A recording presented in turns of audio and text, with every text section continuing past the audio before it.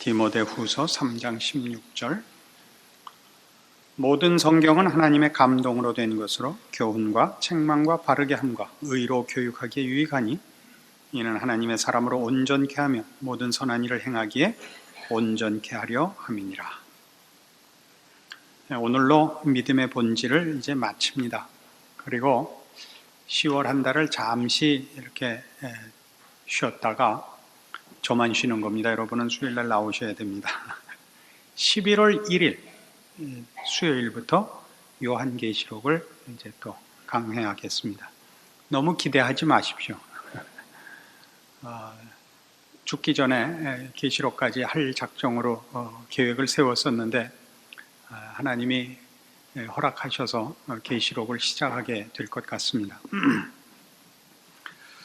오늘 우리가 이 믿음의 본질의 결론을 내리면서 결국 좋은 신앙, 건강한 신앙, 또 깊고 높은 신앙, 이런 모든 것은 결국 말씀과 기도가 그 유일한 방법이라, 또는 유일한 그 길이라 하는 것을 성경을 통해서 알 수 있습니다. 우리는 성경이 얘기하는 대로, 또 성경이 얘기한다는 것은 하나님이 요구하시고 하나님이 의도하시는 것과 상관없이 자기가 임의로 생각한 신앙, 자기가 혼자 목적한 그런 신앙, 이런 것들 때문에 사실은 동일한 표현을 쓰고 있지만 진정한 신앙의 길과 거리가 먼 잘못된 신앙들을 가지게 되는 것들을 살펴보았습니다. 그래서 이 말씀과 기도뿐이라 하는 이 말씀도, 이 표현도, 이것이 종교적 부적이 되어서는 안 됩니다. 신앙이라는 이름으로 사용하는 하나의 부적이어서는 안 됩니다. 말씀과 기도라는 표현이 그것을 그렇게 얘기함으로써 하나님께서 그에게 기적을 베푸시고 그의 소원하는 것을 이루어주는 어떤 패스포드를 가진 것 같이 생각해서는 안 되는 것입니다. 말씀과 기도라고 성경이 하나님의 백성된 성도들의 신앙의 내용을 이 길밖에 없다. 그 신앙의 내용과 또는 그 신앙의 크기와 신앙의 건강함을 만들어내는 유일한 길이 이것밖에 없다라고 얘기하는 이유는 사실은 둘 다 같은 공통점을 갖고 있는데 하나님만이 그 근거이시요 공급자시다 하는 것입니다. 말씀을 본다, 말씀을 상고한다 하는 것은 다 하나님만이 모든 존재와 생명과 가치와 질서와 진리의 창조자시요 권위자시요 지시자인 것을 말하며 그만이 가치 있는 것과 복된 것의 공급자인 것을 말하는 것입니다. 그러니까 말씀과 기도밖에 없다라고 얘기함으로써 우리는 신앙이란, 좋은 신앙이란 결국 하나님의 뜻대로 가는 것이다, 이런 가장 당연한 이 결론에 이르는 것입니다. 그런데도 이 결론을 내는데 이렇게 긴 설명과 여러 가지 예를 들어야만 했던 것은 조금 전에 말씀드린 것과 같이 말씀을 본다라는 것이 이미 본인의 신앙을 다 완수한 모습인 것처럼 오해하고 있기 때문에 그렇습니다. 누가 말씀을 보느냐의 문제가 아니라 말씀을 봐야 된다, 말씀을 들어야 된다는 것이 무슨 의미인지 알고 있느냐의 싸움인 것입니다. 마태복음 7장에 가보실까요? 우리 이미 우리 마태복음에서 이런 일에 관한 아주 대표적인 그 경고를 본 적이 있습니다. 마태복음 7장 21절.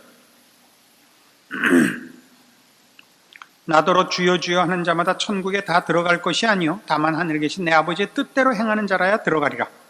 그날에 많은 사람이 나더러 이르되 주여 주여 우리가 주의 이름으로 선지자 노릇하며 주의 이름으로 귀신을 쫓아내며 주의 이름으로 많은 권능을 행치 아니하였나이까 하리니 그때 내가 저희에게 밝히 말하되 내가 너희를 도무지 알지 못하니 불법을 행하는 자들아 내게서 떠나가라 하리라. 선지자 노릇하고 귀신 쫓아내고 권능을 행했으나 그것이 아버지의 뜻에 부합하느냐와는 사뭇 다를 수 있다는 것입니다. 그러니까 본인이 종교적인 형태와 명분을 취한 것으로 본인은 신앙인이라고 생각했고 충성되다고 생각했고 주님께서 판정하실 땐 아니라 그러는 그런 일이 생겨날 수 있다는 것입니다. 말씀을 본다가 다가 아니라 말씀을 본다, 말씀을 듣는다가 가지는 진정한 핵심이 뭐냐 말이죠. 아버지의 뜻대로 행해야 하는 것입니다. 그래서 뒤에 나오는 비유가 뭐였죠? 반석 위에 지은 집, 모래 위에 지은 집 아니었습니까? 반석 위에 지어야죠. 주의 말씀을 듣고 행하셔야죠. 주의 말씀을 듣는 기초, 그 반석 없이 혼자 집을 지은 사람을 모래 위에 집을 지은 자라 해서 어리석은 자라 하지 않았습니까? 게으른 자라고 하지 않았습니다. 자기 마음대로 기초를 세운 것이죠. 이런 일에 대한 성경의 아주 대표적인 그 꾸중을 보시겠습니까? 사무엘상 15장에 가보십시다. 구약 성경 사무엘상 15장. 사울 왕이 그 하나님의 말씀대로 순종하지 않아서 그 사무엘이 하나님의 그 꾸중을 전하는 장면입니다. 사무엘상 15장 22절. 사무엘이 가로되 여호와께서 번제와 다른 제사를 그 목소리 순종하는 것을 좋아하심같이 좋아하시겠나이까? 순종이 제사보다 낫고 듣는 것이 수양의 기름보다 나으니 이는 거역하는 것은 사술의 죄와 같고 완고한 것은 사신 우상에게 절하는 죄와 같음이라. 왕이 여호와의 말씀을 버렸으므로 여호와께서도 왕을 버려 왕이 되지 못하게 하셨나이다. 그러니까 거역하고 불순종하는 건 뭐예요? 지 마음대로 하는 것 아닙니까? 자기가 목표를 정하며 자기가 내용을 정하며 자기가 소원하는 것을 자기 마음대로 정하는 것이죠. 말씀을 본다, 말씀을 듣는다, 성경 말씀, 하나님의 말씀에 우리가 창념해야 되는 이유가 뭡니까? 하나님만이 모든 것의 통치자시오, 유일한 권위자시오, 주인이시오, 우리를 인도하시는 분이기 때문에 그렇습니다. 그러니까 말씀을 본다는 건 이런 차원이지, 말씀을 본다가 그것 자체로 그런 표현이나 그런 행동으로 신앙을 대신하는 것은 아닙니다. 이 문제가 하나 여러분 로마서 2장에 이런 표현을 생각해 보십시오. 로마서 2장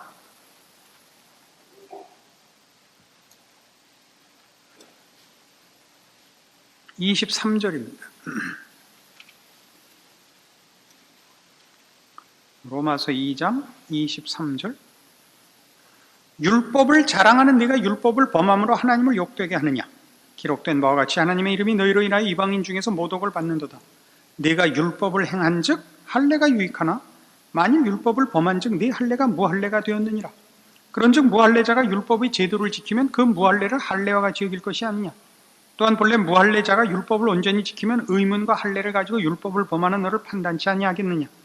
대저 표면적 유대인이 유대인이 아니요 표면적 육신의 할례가 할례가 아니라 오직 이면적 유대인이 유대인이며 할례는 마음에 할지니 신령에 있고 의문에 있지 아니한 것이라. 그 칭찬이 하나님에게서가 아니요 다만 사람에서가 아니요 하나님에게서니라. 혓바닥이 꼬여서 잘 못 읽겠습니다. 할례를 받은 이유는 무엇이며 율법을 외운 이유가 뭡니까? 하나님의 뜻대로 살겠다는 신앙적인 고백 아닙니까? 그럼 그렇게 살아야죠. 공부 열심히 하자. 머리 깎고 혈서 썼으면 공부를 열심히 해야죠. 난 공부 열심히 하기로 결심하여 머리를 깎았다.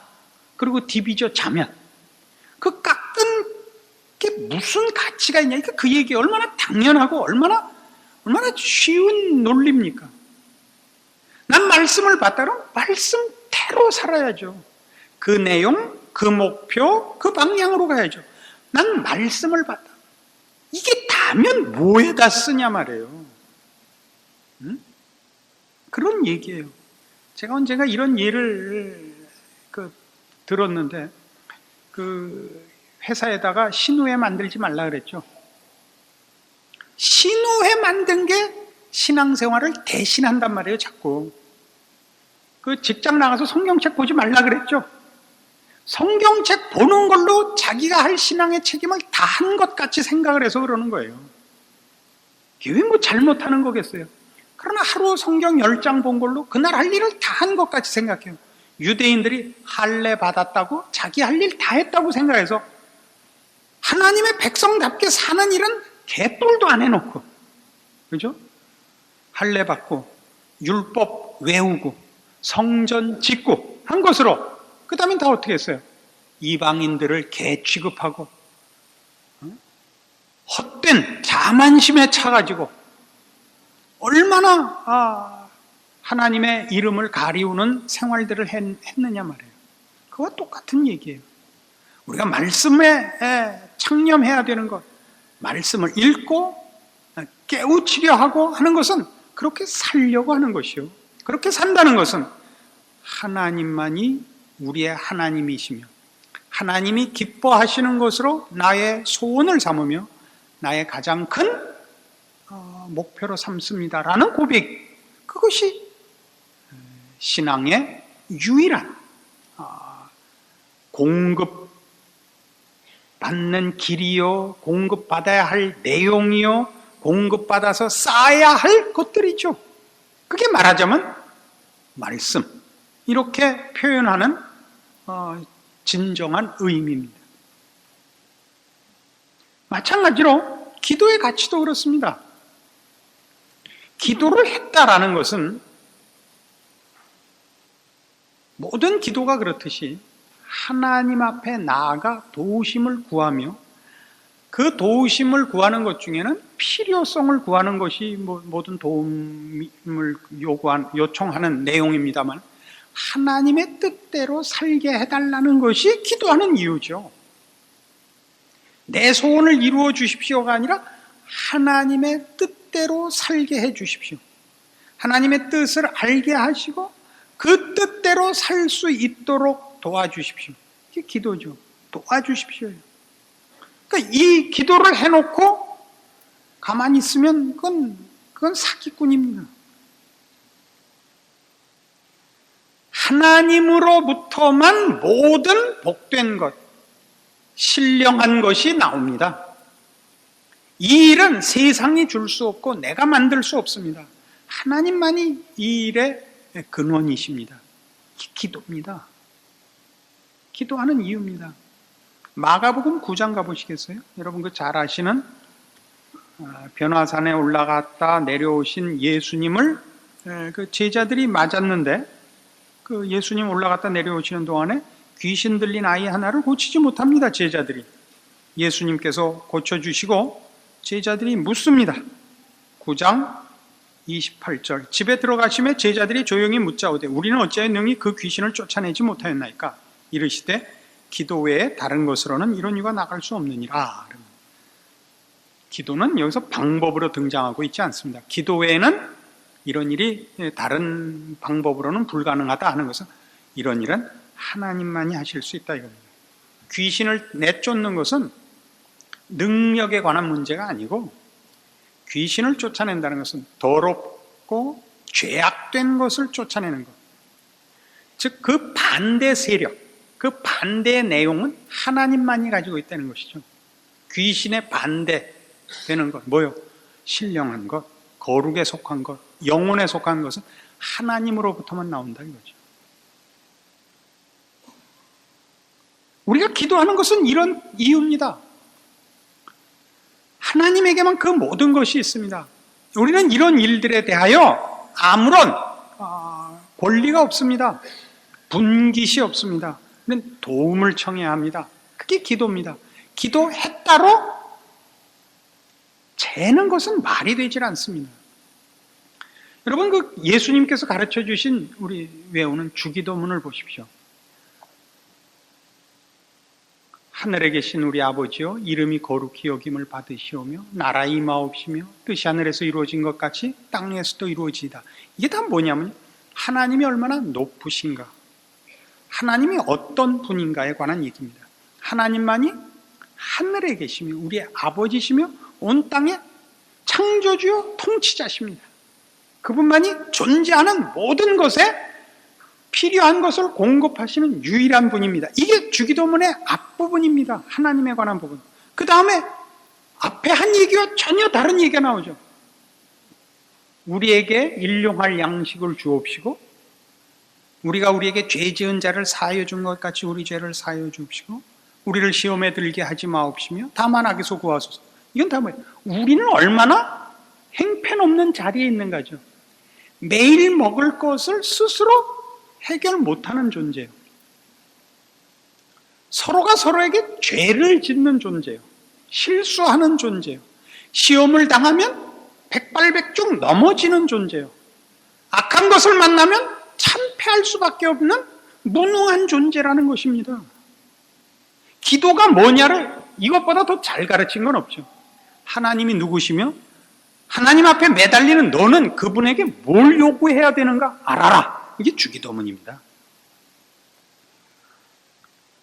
이렇게 훌륭한 주기도문 해석을 이렇게 간단히 얘기하고 지나가다니 그렇게 너무 억울한 생각이 들지 않습니까?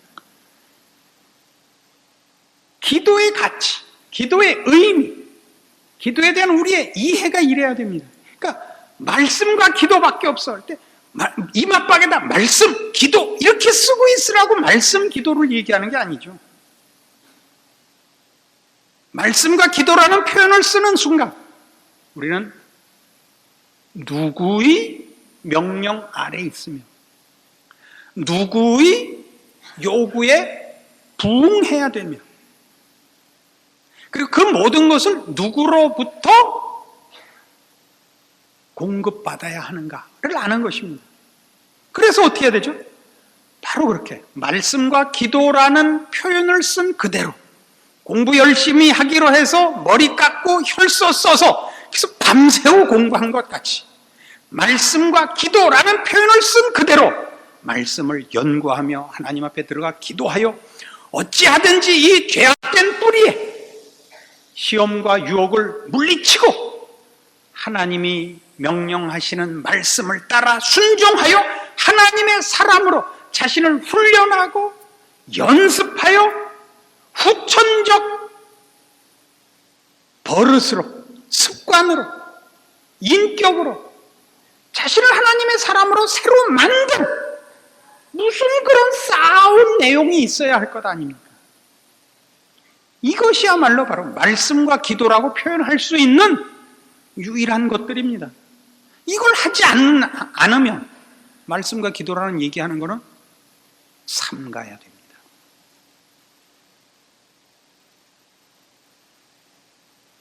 우리는 이 몇 달에 걸쳐서 한 이 신앙, 믿음의 본질을 공부하는 중에 가장 크게 좋은 믿음이 연습해야 하는 것이다 라는 사실에 우리는 그 결론을 모았습니다. 좋은 신앙은 하늘로부터 뚝 떨어지지 않습니다. 하나님이 공급해 주시지만 그 공급한 것을 받아 내 것으로 만드는 건 훈련하고 연습해야 됩니다. 하나님이 허락하신 것이 나의 신앙적인 인격과 버릇과 제2의 본성이 되는 노력을 기울여야 하는 것입니다. 이런 것을 하지 않고 다만 울며 매달려 혹은 신비한 체험을 요구해서 단번에 그저 쉽게 믿음이라는 이름으로 어떤 완벽한 체제에 들어가려는 그런 망상을 하는 것, 거기에서부터 모든 성도들이 믿음의 자리에서 유혹된 길로, 미혹된 길로 빠져나가는 것 같습니다. 지난 주에도 이 말씀을 잠깐 드렸다시피 이 훈련하며 노력하며 버릇으로 가져야 하는 신앙의 과정이 외면됐기 때문에 한국 교회는 그 많은 열심과 행동과 업적에도 불구하고 오래 믿은 성도들의 어떤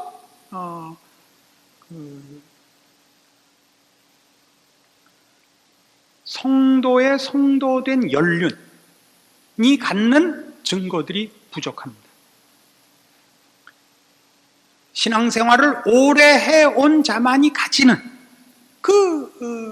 그런 무게와 그런 많은 날들을 지내서 쌓아온 그 연륜의 그 가치, 신앙이 쌓여진 깊이와 넓이를 찾아보기가 어렵습니다. 왜 그렇게 됐다고요? 다 요시 하고 한번 매달려서 울고불고 하면 생기는 것이라 생각을 해서 그러지 않나 싶습니다. 우리가 읽는 성경, 우리가 매일 무릎 꿇어 만나는 하나님 앞에서 묻고, 그리고 가서 반성하고 보고하고 도우심을 구하고, 그래서 울고 다시 나와서 새로 연습하는 이런 하루하루가 없습니다. 시험을 보고 채점하지 않은 것 같아서 뭐가 정답인지, 뭘 틀렸는지, 왜 틀렸는지 모르는 학생같이 매일 그저 오늘도 하루 신앙생활 하지 못했습니다. 용서해 주십시오. 내일은 잘 살게 해 주십시오. 그 다음 날도 잘 살 수 없었던 것은 이렇게 생각하지 않은 탓입니다. 채점하지 않은 탓입니다. 말씀을 보았을 때 말씀을 봤다로 할례를 받고 율법을 외웠을 뿐이지, 하나님의 백성으로 사는 율법을 행하는 자요, 하나님을 따르는 자로서의 실천과 연습이 없었기 때문에 아무리 긴 나날들을 보냈어도, 믿음의 사람이라는 이름으로 긴 나날을 보냈어도 자신의 신앙에 어디가 구멍이 났는지, 어디에서 균형이 깨졌는지, 어디에서 길을 잃었는지, 어디를 보수해야 되는지, 무엇을 더 어떻게 연습해야 되는지 점검하지 못했던 것입니다. 지금도 우리는 좋은 신앙 그러면 어디 어떤 능력 있는 하나님의 종이 나타나서 전부 불러 모아서 통성기도 한번 시키면 좋은 신앙이 하늘로부터 뚝 떨어질 것 같은 기대를 마음속 깊이 가지고 있습니다. 그렇지 않습니다. 연습하셔야 됩니다. 노력하셔야 됩니다. 왜냐하면 성경은 믿음이 생기는 것이 아니라 만들어지는 것이라고 가르치기 때문입니다. 이 만들어져야 하는 가장 큰 이유는 그것이 주고받고 하는 소유가 아니라 우리 본질이 돼야 되기 때문에 그렇습니다. 믿음은 주머니에 넣고 다니는 것도 아니요, 냉장고 속에 보관하는 것도 아니요, 저 광 속에 놓는 비장의 무기도 아니요, 나라는 존재 자체의 요소요, 내용이요, 본 바닥이요, 뼈요, 살이요, 생각이요, 모양이요, 그런 것이기 때문에 그렇습니다. 그래서 신앙이 좋다는 것은 몇몇 종교적인 형태로서만 표출되는 것이 아니라 그 인격, 사람이라는 인격적 존재가 만나는 모든 상황, 모든 형편에 반응하는 모든 모습에서, 모든 생각에서, 모든 반응에서 상식과 문화와 무슨 이런 모든 면에서 그의 신자된 수준이 드러나게 되어 있는 것입니다. 이 점 깊이 명심하셔서 세상 사람들로부터 듣는 힐문 중에 제일 가슴 아픈 힐문, 하나님이 있으면 보여봐, 이 소리를 안 듣는 한국 교회와 신자들이 되었으면 좋겠습니다. 저 사람을 보면 하나님이 있는 게 행동해. 행동하다는 말이 또 뭔지는 알아요. 분명해. 저 사람을 봐. 기독교는 뭔가 달라. 쟤는 우리랑 달라. 이건 뭐에서 항복받으라고요?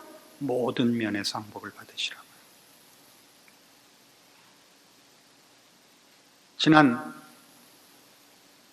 몇 달 동안 같이 이 문제를 놓고 생각하며 하나님의 말씀으로 우리의 신앙을 점검하고 분석하고 은혜를 함께한 여러분, 이 결론이 여러분에게도 결론이 되고, 그래서 분발하시며 노력하셔서 여러분 스스로가 여러분의 신자된 내용에 대하여 하나님의 자녀라고 부름받는 인격적 존재에 대하여 책임을 지시는 여러분들 되시기를 바랍니다. 기도하십시다. 하나님 아버지, 은혜를 감사합니다. 하나님께서 우리에게 구원을 주시며 새 생명을 허락하시며 하나님의 자녀라는 운명을 주셨습니다. 그리고 하나님의 자녀로 우리를 가르치십니다. 우리에게 말씀하시며 우리 인생에 간섭하셔서 우리에게 경험하는 모든 삶의 현장에서 하나님이 우리에게 명령하신 것의 가치와 필요성을 일깨우십니다. 우리는 더 깊이 우리의 인생과 하나님의 간섭에 대하여 생각해야겠고, 그리고 그 생각에 마땅한 책임 있는 신앙의 반응을 해야 옳습니다. 혹 우리가 믿음이라는 이름으로 몇 가지 우리가 좋아하는 종교적인 행사로 가장 중요한 믿음의 책임을 외면하고 있었던 것은 아닌가 돌이켜보는 그동안에 주신 말씀이 되게 하여 주시옵소서. 마땅히 져야 하는 책임들, 아니 그것이야말로 우리의 영광이며 우리의 특권이며 하나님의 자녀된 자랑인 것들, 하나님의 형상을 따라 지음받은 인간의 고급함들 놓치지 않는 저희들 되게 하여 주시옵소서. 예수님 이름으로 기도합니다. 아멘.